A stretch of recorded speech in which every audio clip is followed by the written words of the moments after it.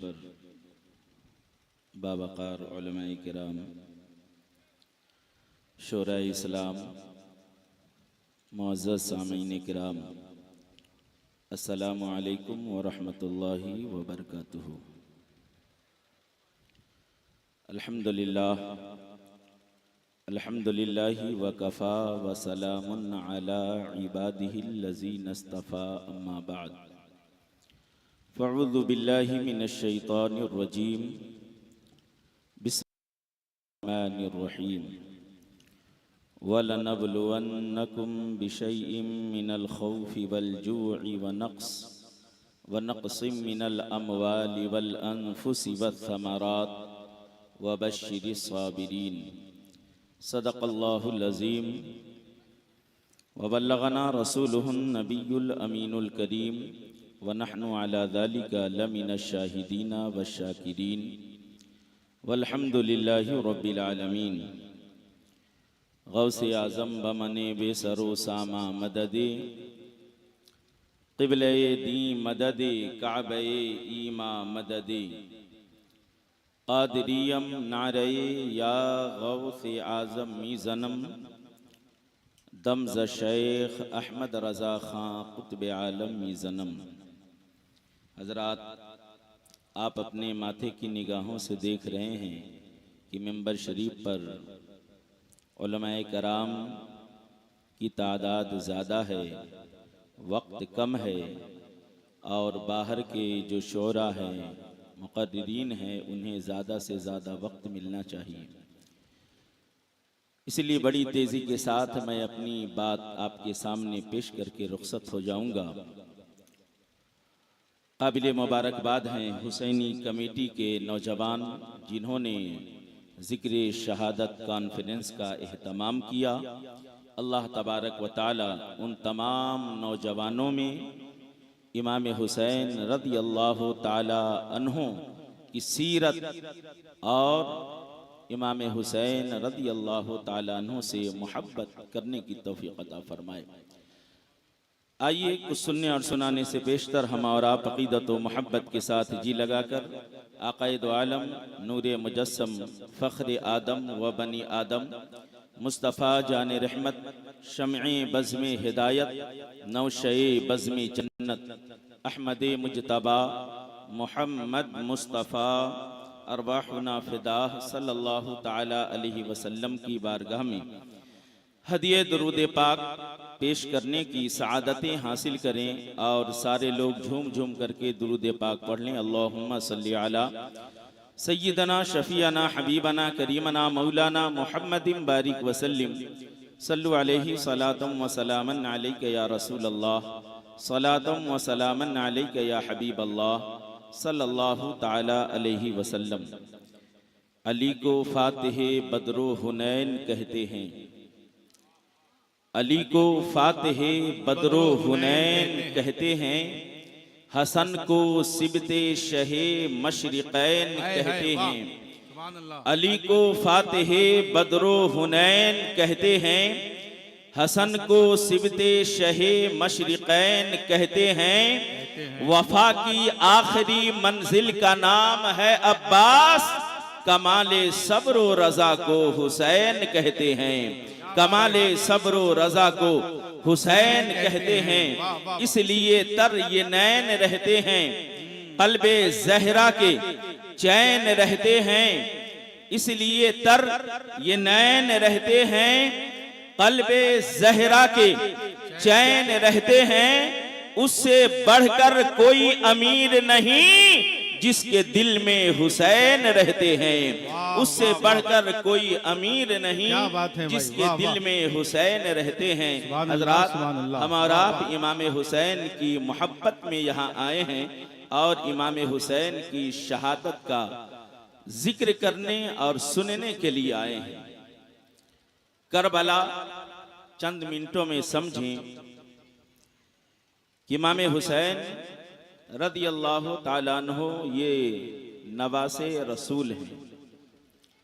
आक़ा करीम सल्लल्लाहु तआला अलैहि वसल्लम की प्यारी साहिबजादी हज़रत फ़ातिमतुज़ ज़हरा के साहिबजादे हैं। फ़ातिह खैबर हज़रत अली रज़ी अल्लाह ताला अन्हु के बेटे हैं। आक़ाए दो आलम सल्लल्लाहु अलैहि वसल्लम का जब विसाल हो गया तो उनके बाद हज़रत अबू बकर सिद्दीक़ खलीफा हुए। उनके बाद हज़रत उमर इब्ने ख़त्ताब खलीफा बने। उसके बाद हज़रत उस्मान गनी खलीफा हुए। उसके बाद मौला अली खलीफा हुए। उसके बाद चंद महीनों के लिए इमाम हुसैन के बड़े भाई हज़रत हसन रज़ी अल्लाह ताला अन्हु खलीफा बने। उनके बाद इन्होंने खिलाफत हज़रत अमीर माविया रज़ी अल्लाह ताला अन्हु को सुपुर्द कर दिया। हज़रत अमीर माविया रज़ी अल्लाह ताला अन्हु सहाबी रसूल हैं और हिजरी 60 में 78 साल की उम्र में आपका इंतकाल होता है। और जैसे ही आपका इंतकाल हुआ, आपका बेटा जिसका नाम यजीद है 36 साल की उम्र में खिलाफत पर मुतमक्किन हो गया, खलीफा वो बन गया।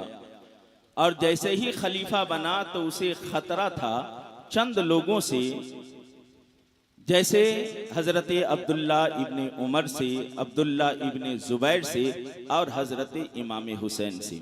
ये हजरात मदीना तैयबा में रहते थे और यजीद शाम में रहता था। जैसे ही खलीफा बना तो उसने मदीना के गवर्नर से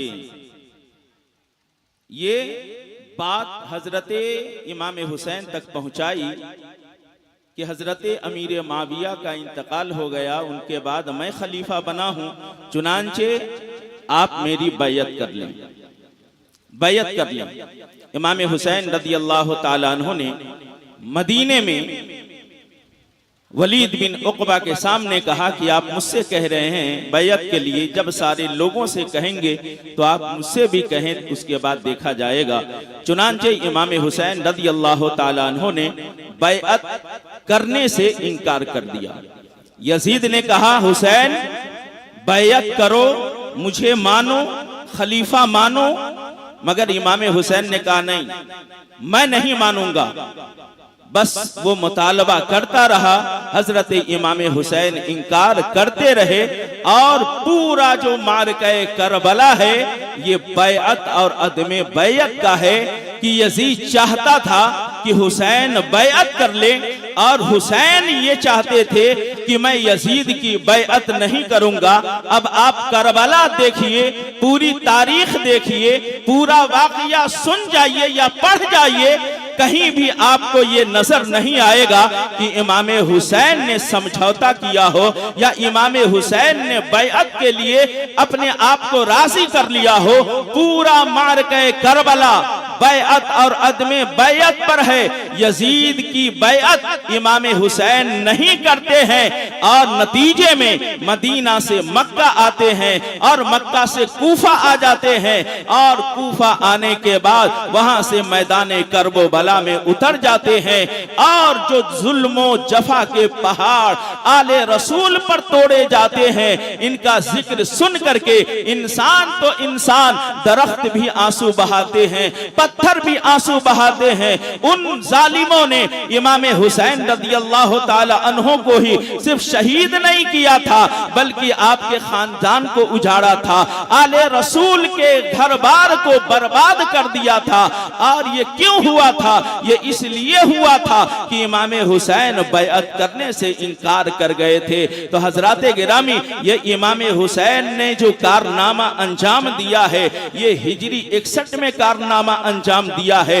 मगर आप अभी बचपने के आलम में हैं। हजरत अल्लामा जामी रहमतुल्लाह ताला अलैह तहरीर फरमाते हैं कि एक मर्तबा हजरत इमाम हुसैन नबी करीम सल्लल्लाहु अलैहि वसल्लम के दाहिने जानू पर बैठे हैं और बाईं जानिब हजरत इब्राहिम हैं जो रसूलुल्लाह के बेटे हैं। इतने ही में हजरत जिब्राइल आते हैं और आकर के कहते हैं या रसूल अल्लाह, अल्लाह ताला इन दोनों को जमा जमा नहीं फरमाएगा, इन दोनों को वापस बुला लेगा, इनमें से आप जिसे चाहे पसंद कर ले। अल्लाह के नबी सल्लल्लाहु अलैहि वसल्लम ने सोचा कि अगर हुसैन चले जाएं तो गम फातिमा को होगा, गम अली को होगा, मुझे भी गम होगा, मगर मेरा बेटा इब्राहिम चला जाएगा तो मुझे ही ज्यादा गम होगा। चुनांचे रसूलुल्लाह सल्लल्लाहु अलैहि वसल्लम ने हजरत हुसैन को पसंद फरमा लिया और 3 दिन के बाद रसूलुल्लाह के बेटे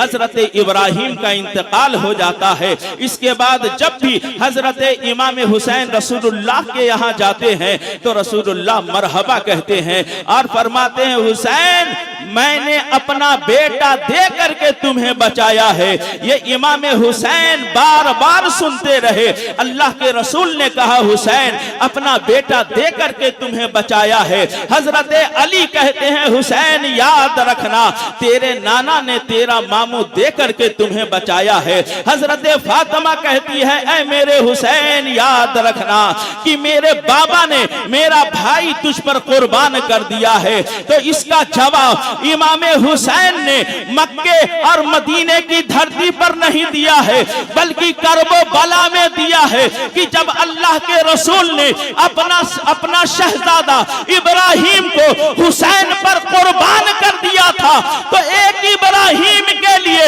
इमाम हुसैन ने करबो बला में अपने खानदान को कटाया है, अपने खानदान को लुटाया है। आनो मोहम्मद शहीद हो गए हैं, हजरत कासिम शहीद हो गए, हजरत अली अकबर शहीद हो गए, नन्हे अली असगर 6 महीने के हैं, उनकी भी शहादत हो गई और इमाम हुसैन ने अपनी जान दे करके मदीना की तरफ रुख किया और कहा, ऐ नाना आपने अपने बेटे इब्राहिम को दे करके मुझे बचाया था और आपका नवासा अपना घर बार दे करके आपके दीन को बचा रहा। वाह वाह वाह, बहुत अच्छे, पूरा घर बार दे करके दीन को बचाया है। हजरात गिरामी, इमाम हुसैन ने शहादत कबूल फरमाई, अपने नाना के दीन की हिफाजत फरमाई, मगर जालिम बदकार यजीद पलीद के हाथ पर बैअत नहीं की। आखिरी बात कह करके मैं अपनी बात खत्म करता हूं। किसी शायर ने कहा कि मैदाने करबो बला, लोग कहते हैं कि हुसैन हार गए थे और यजीद जीत गया था। हुसैन हार गए थे और यजीद जीत गया था। ऐसा नहीं है कि हुसैन हार गए थे और यजीद जीत गया था।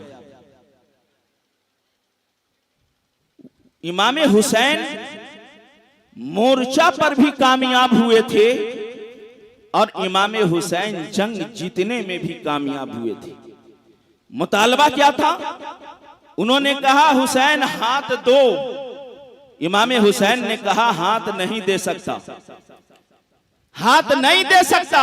पूरा करबला देखिए कि यजीद हाथ लेने में कामयाब हुआ है तो यजीद जीत रहा है, हुसैन हार रहे हैं। मगर तारीख बतलाती है कि उन जालिमों ने यजीद का हाथ नहीं लिया है। इमाम हुसैन ने शहादत दे करके अपने हाथ को बचाया है। ये हाथ सिर्फ इमाम हुसैन का हाथ नहीं था बल्कि ये रसूलुल्लाह सल्लल्लाहु ताला अलैहि वसल्लम की शरीयत बचाने वाला है।